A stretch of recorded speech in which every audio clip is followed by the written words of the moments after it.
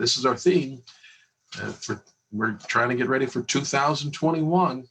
Lower your risk of a successful cyber attack by almost 80%. So how can we do this? Well, as you can see, this is being hosted by Select Secure Solutions. I'm Chris. And we also have with us today Elizabeth here as well. And so she'll be co-hosting with me. And so we look forward to her comments as well this afternoon. And so how might we get to this point of lowering our risk of a successful cyber attack? Well, notice as we take a look here on the screen. Now, if you ever go onto this site, information is beautiful. Now, it has a nice visualization of all the latest breaches, data breaches, going back about 10, 15 years. And one thing that you'll notice as you look at that site, there's hardly anything at the bottom. But as you get higher up to 2020, boy, this is what it looks like. There have been breaches happening all over. And as you hover over each of them, it gives you a little description of what is going on. Such as if you were to hover over Spambot, you would find that among these breaches, there were passwords found. Twitter, MyFitnessPal, Friend Finder. There were passwords, usernames, PII, personally identifiable information.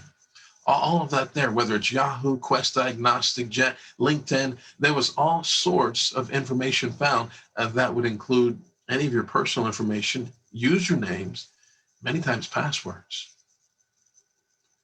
Now, this is what's found in data breaches. So here, the reality is, although your personal accounts may not have been compromised, there's a good chance that if you were on any of these sites, your information could be out there among the data breaches. And so what if your username and password was found? What would be the impact on you and your business? Well, take a look at what has happened recently with the latest SolarWinds Orion incident. Now, if you've been watching this in the news, there was actually an article today posted in LMT, Loretta Morning Times today, in regards to this. We'll talk about it a little more later. And so there was found within this mechanism for updating software. Now, so any of those that were using this Orion software, now it's many of these big corporations, billion-dollar corporations, hundreds of millions of dollars, Fortune 100, Fortune 500 organizations that were using this Orion software to manage their IT network. So what happened sometimes, perhaps in around the second quarter of this year, they said that this was the password. SolarWinds 123 was used. It says it gave attackers an open door to its software updating mechanism, meaning any of these organizations that was using SolarWinds Orion, they were getting updates that were tainted. Now this is what an attack on a supply chain here, because now you start looking at some of the potential customer listing of SolarWinds. This is no longer on their website, but you begin seeing all the different corporations that were affected. And days after the SolarWinds attack, there was news reports that Microsoft was impacted, Cisco was impacted, different branches of the government were impacted. There's other security companies on here, telecom. Imagine if these were all impacted. What if that happened to Microsoft? Either way, what we're looking at, here's what's highlighted in yellow. If that was really the default password that a researcher found, and they said they had informed SolarWinds of it, it was supposed to have been changed, but if prior to it being changed, this was the attackers that already had a foothold and were able to taint the updates. Now, why is this concerning to you and I? Well, if you're just joining us, we talked about those breaches, all the data breaches that have been happening in which compromised credentials have been found. Now, notice this is something that the National Cybersecurity Alliance brings out, that according to the 2020 Verizon Data Breach Report, attackers are leaning to the approaches that require the least amount of effort and yield the greatest results. What does that mean? Well, they're going after stolen credentials. Phishing attacks. Majority of the breaches are being caused through phishing emails, stolen credentials. As you notice, it says it's notable that 80% of the breaches caused by hacking involve brute force or the use of lost or stolen credentials. So now we start getting a little closer as to what we can do to begin lowering our risk by almost 80%. Take a look at this graph here. Now, when you start looking at the ones that are identified as credentials, what do you begin to see as a trend? If you add those up, that comes up to around 79%, 79 point something percent of these compromises are a result of credentials.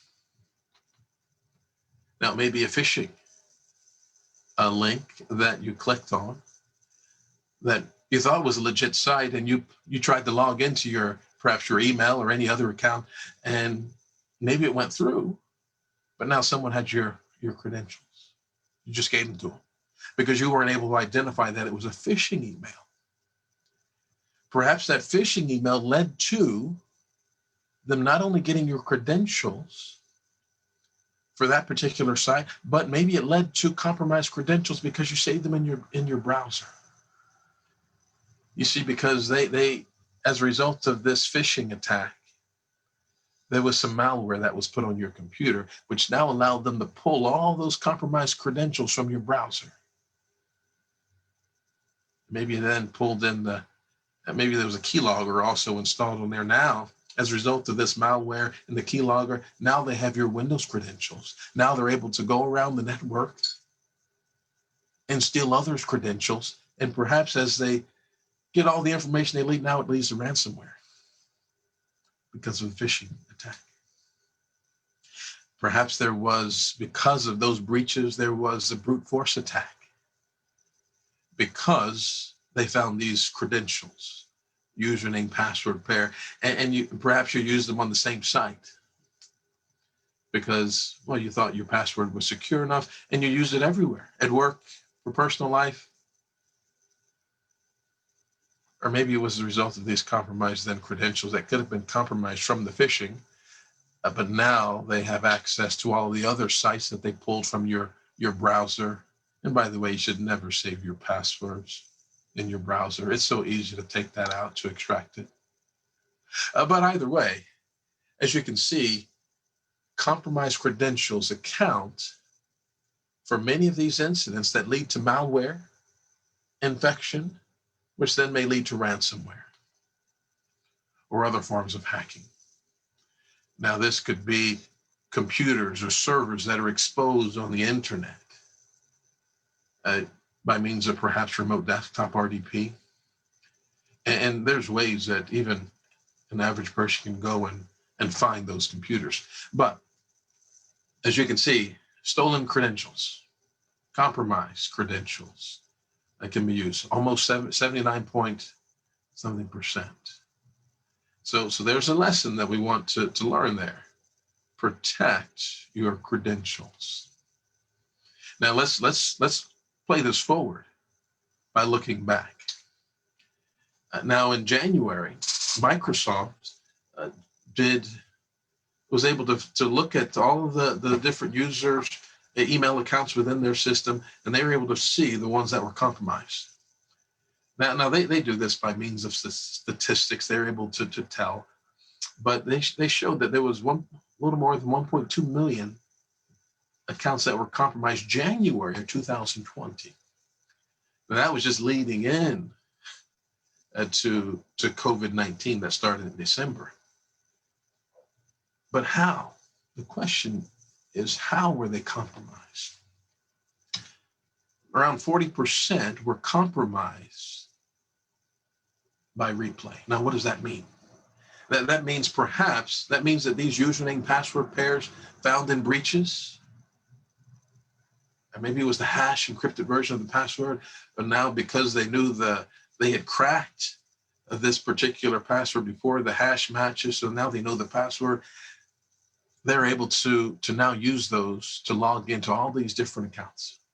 But these on the right, you'll see, are the different protocols that many might use today for their email. As you can see in the blue and the orange, which ones have the highest percentage? IMAP, SMTP, there's POP. Now, which one would you say is more than likely compromised most of the time? Now, this was just January. Now, taking a look at these different protocols, the majority of them are being compromised as a result of insecure protocols. SMTP, IMAP, POP, unsupported Exchange, ActiveSync, older Office clients. Now, sometimes this is a result of perhaps individuals not upgrading their email, their Office accounts, but using insecure email, perhaps because it's cost effective, but in the end, it could cost you too much. So now as you look at this chart, which type of email protocol would you not want to use? And you perhaps you remember all these accounts that were compromised using insecure protocols. Now, the ones on the far right are the ones that allow for the greater amount of security. So which one would you like to use? Would you prefer to use to lower your risk of a successful cyber attack for your emails?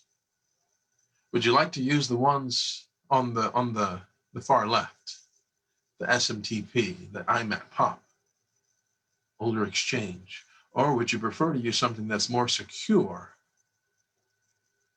and less likely to be compromised? Well, actually, they won't be compromised by just a username and password pair.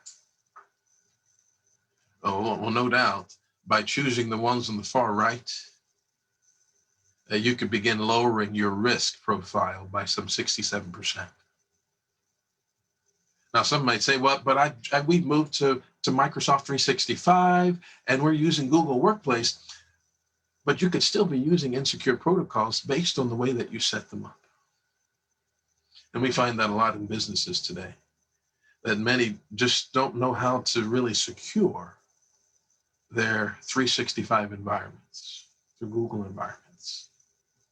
Most businesses we find are using these insecure protocols. And we talk with them. And you know what some of them tell us? They say their IT provider tells them to keep changing their username. But it doesn't solve the problem. Their email is still insecure. So what's the lesson? Do your part to secure your email. Now, what can you add to that? Now, going along with this Microsoft report back in January, the majority of these accounts did not have multi-factor authentication, meaning that they could just log in with a username and password. Now, if you're in Google Workplace or your Microsoft 365, they both have authenticator apps. So Microsoft allows you to receive a push notification. But you're aware of it. They normally have the 6-digit codes that last 30 seconds. So once you log in, then it'll ask you, well, what's your code? Well, sometimes some might find that annoying, but that could secure your email and keep someone from taking it over. Now what do you think, Elizabeth? Is this part always easy to do? No, definitely not. It's hard to educate the users, and I think one of the reasons is people don't like change. So when there's even a slightest change for security implementation protocols, there's usually resistance on the side of the users. And the reason that they're being implemented has to be repeated time after time. And then maybe eventually they will understand and adopt these best practices. Yeah. So really, it could be annoying for you, but what's the lesson? Implement multi-factor authentication everywhere you can.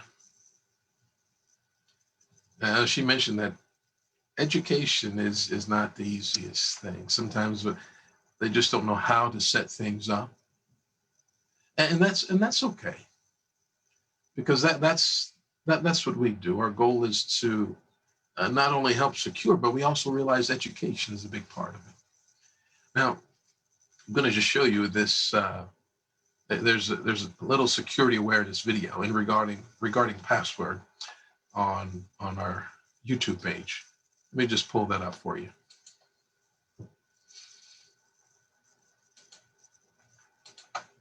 Now, you can find this by going to our YouTube page and searching there for Select Secure Solutions.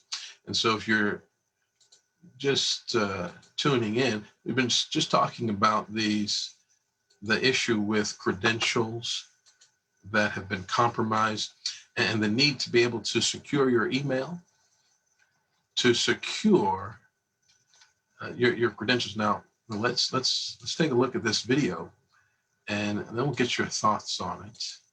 Just discuss this a bit. Let's watch.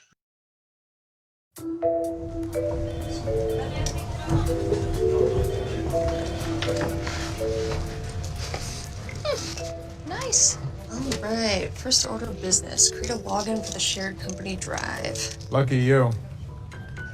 Back when I started, all new hires got was a pat on the back and a free shrimp cocktail. Allergic. Yikes. I'm Sid. I work in IT, but I volunteer here in marketing just to keep everyone's security up to date. I'm Laura. Just marketing. Look, I'm not going to sugarcoat it. People here aren't exactly up to code. We've had some incidents that I'm not at liberty to discuss. Don't want to compromise security. You understand? Okay. Knock, knock, knock. Hello. Just checking in on my new report. Are you finding everything okay? Yep. You find Sid okay? Yeah. Dude, I feed him shrimp. Oh, man. Oh, hey, creating the new login ID. You know, I know that can drag on, so if you get stuck at all, you can always just use mine. No spaces, no apostrophe, no apologies. You printed your password on a mug? No, even better. I got it off the mug I already had, hiding in plain sight. I always use the same passwords for everything. Better safe than sorry. Look, basic best practice is to use multi-factor authentication, a long, random, memorable password, something like Sid Security Dojo, double exclamation. Password managers are good as well. Most people use two-factor authentication. I use five-factor authentication. It's so difficult, most bots can't get through it. Sounds like a human probably couldn't either. I could. Hello again. I see you have not yet logged in. I don't want to spend too much time on process. So here is a list of all of the company passwords in one handy sheet, which I have made. Dave, you cannot do that. Oh, Sid, with the security. There's just too many passwords to remember. Besides, who's gonna try to steal our stuff? We're not the Pentagon, right? Mm-hmm. Great. Great. Great. Great. Great. 3 greats in one day. Great. So multi-factor authentication with a long, random, memorable password? Yep. And a password manager to take care of these. Got it.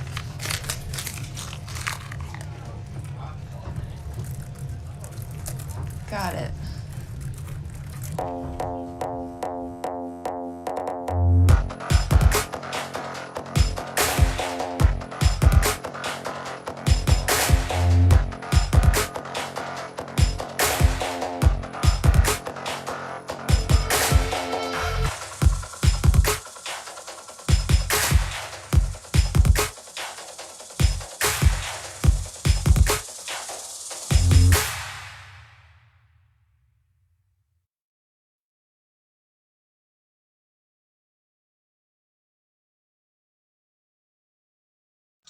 We appreciate Sid's efforts, but that doesn't always work out well for IT folks at times. And so we you think about what Sid was going through to better secure the environment. Oh, he had it hard, didn't he? What a challenge he had, because I can tell you, Elizabeth and I both have walked into offices, and we see passwords, usernames and passwords that are affixed to the wall, sticky notes. You know, you can look down over at the receptionist and you see usernames and passwords written on calendars. And, you know, a savvy person, that's all they would have to do if they really wanted. You know, they're holding their phone anyhow because maybe they're doing, how many of them could take pictures and now have access to those things? Or perhaps you have someone who comes in and cleans, and now they have access to those things. Computers are left unlocked. Passwords are saved in browsers. So we learned some things. It's Sid was certainly trying to keep the one manager there. He said it's hiding in plain sight. We don't want that. So using a password manager would help that. So let's continue on with our lesson here. So as you notice, in regards to this, what we learned here, actually that was her first day on the job, but she wasn't doing too well at not taking the advice from others. So what are some things that we can learn? Well, the first thing is we want us to be able to secure the email. But in order to secure the email, there's other things that we have to do. We may have to migrate away from email that uses insecure protocols. We might have to make an investment there. Get away from those that, even free mail. Free mail does not really allow you to secure because you don't own it. And so it's a personal email. It's nothing that your business owns.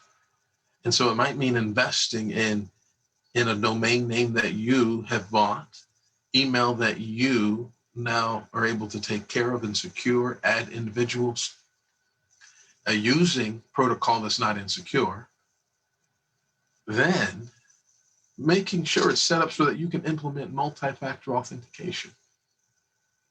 And maybe you want just for 2, but within Microsoft 365, you can allow up to different layers of authentication. Best is push notification. Now we notice in our training video, if you can invest in security awareness training to train the person, oh man, that's invaluable. Because now individuals, once they learn the impact, more than likely they won't just do this at work. It's going to be part of their life when they learn how or what the impact can be for their personal and business life. So invest in security awareness training. And Sid brought out some other things. A password manager. We as a result of security awareness training, you begin to empower the employees. And with all these facets here, we realize that security starts with people. Isn't it the employees, the contractors? Aren't these the ones that are going to end up clicking on phishing links, a ransomware email? And so we empower them, educate them. Because if they're able to spot and identify these different types of cyber attacks and make sure that things are working the way that they're supposed to, well, now that begins to protect your business by another layer, the human layer. So those are some nice lessons that we learned. So we mentioned earlier about this article that was in the Laredo Morning Times. Now this as it mentions is the Treasury Department email accounts compromised and hacked. Well, this all goes back to that SolarWinds Orion incident. And as you notice in this article in the LMT, it says that dozens of email accounts at the Treasury Department were compromised.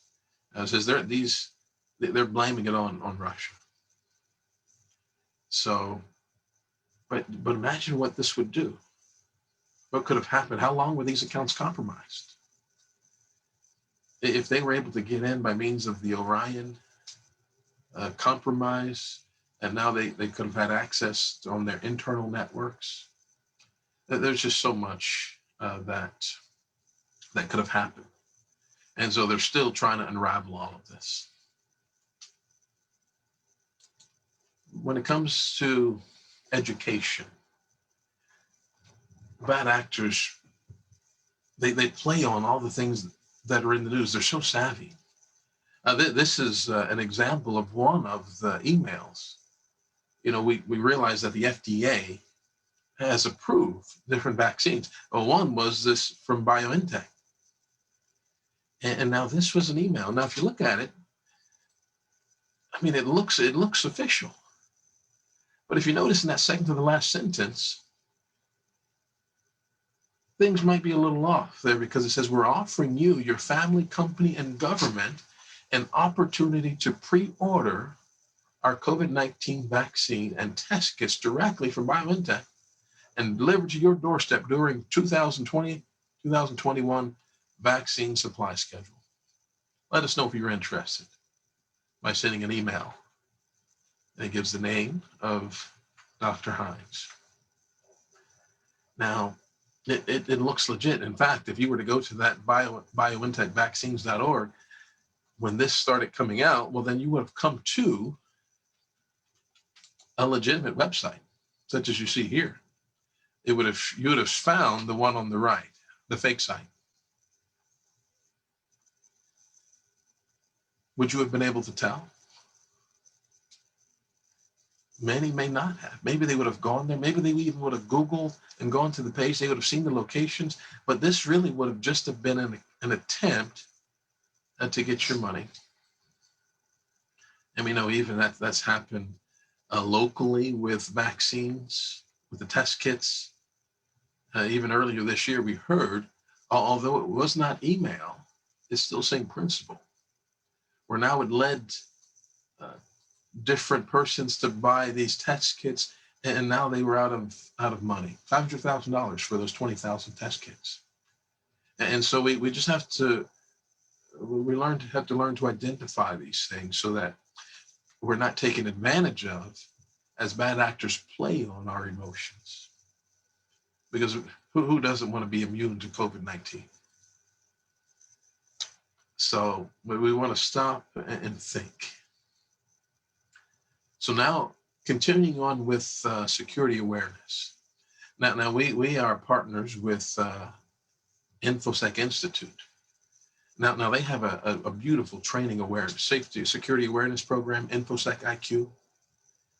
And there's some good things that come with us with our partnership. Let's just talk a little bit about the training here. As you can see, it helps to shape the person. It's in line with the NIST guidelines. Many different organizations are whether they're using the cybersecurity framework or with HIPAA, well, this all aligns with it. And some other pieces to it is it allows you to be trained when it comes to phishing. And Elizabeth, you notice some of those phishing attacks there at the bottom? That would be helpful. Yes, definitely. The business email compromise, malware and malicious attachments, basically all of them, but also social engineering. A lot of people are very used to having social media in their place of work, use it for work and for personal. So that's also a very efficient form of attack that hackers use on a daily basis. Mhm. And so if they can be trained, as mentioned, there's over 1,000 realistic and customizable templates. Now this would allow your staff to be trained with this security training personalized for your organization. And so by our being partners, we would work with you and personalize this and get it going so that now your organization would be trained. We would set up a nice campaign that would last up to a year, the length of the commitment, and really allow you to continue to see from the beginning how your employees will continue to grow in their awareness. And many different organizations, whether it's HIPAA, PCI, CTPAT, they all require some form of training on their onboarding. So all these things are available, but there's something else that we have available as well. In addition to assisting you to secure your email, getting it migrated over to something more secure, providing security awareness training, helping you to really utilize your authenticator. Well, who wants to remember passwords? Password manager. It's a lifesaver to know that I don't have to remember everyone's passwords. We're able to securely share passwords with our clients. Passwords that they perhaps may provide us, well, they have control over them. But it might be things that we need access to. But either way, we're able to have unique passwords when these things are encrypted locally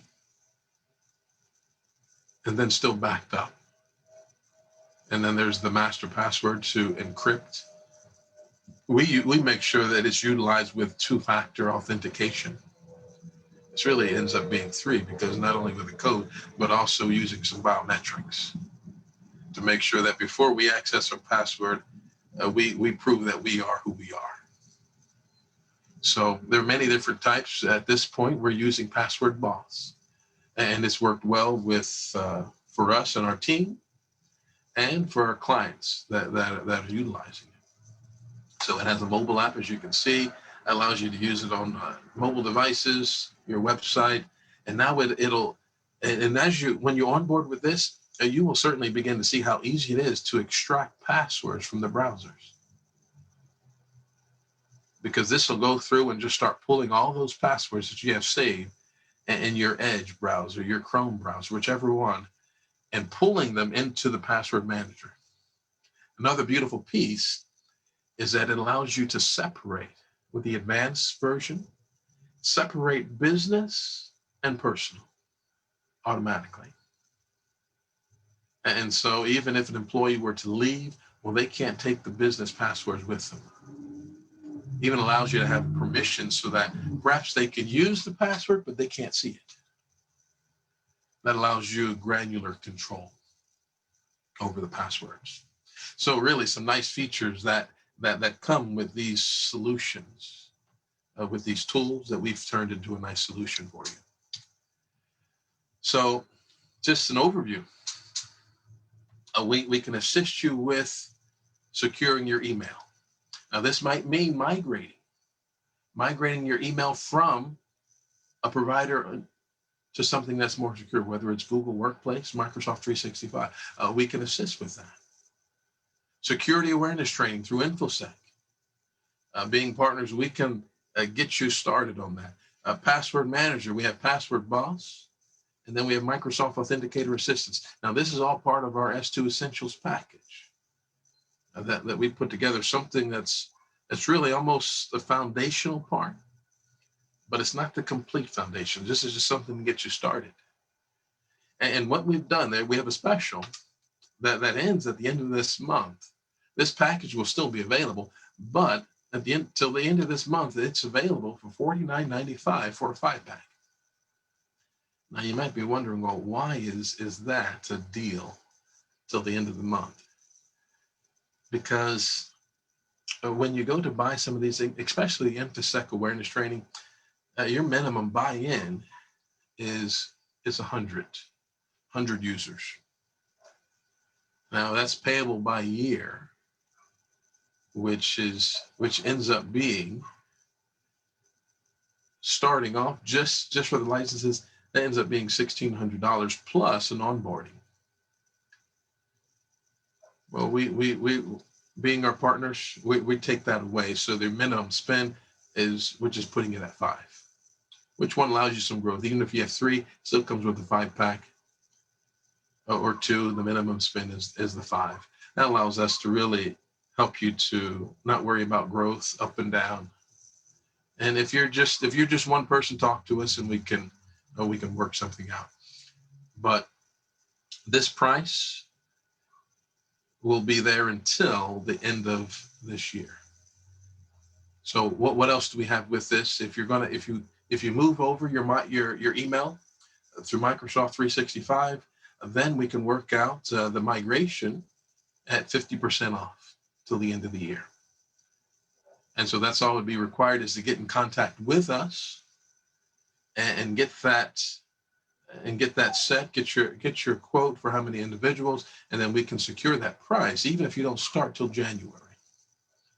But we would need to have that communication from you. And then in January, the price will then go up to $75 per 5-pack. But you would then get, instead of 50% off the migration, you'll get 25% off the email migration. And then in February, well, then it stays at the 75 per 5-pack, and there's no discounts on the migration. So we're just wanting to help everyone to get started with 2021 on the right foot. There's certainly other essentials. We have our S3 foundation, which includes these, but some additional pieces. So feel free to come talk to us. Here is our information here on the screen. Send an email to ask@selectsecuresolutions.com. We have a variety of solutions that would help you to better secure your business, to better secure the person. So we appreciate you tuning in. This is our first live stream. So we hope it went well, and stay tuned for more security updates from Select Secure Solutions. Thank you for tuning in. We'll talk to you soon.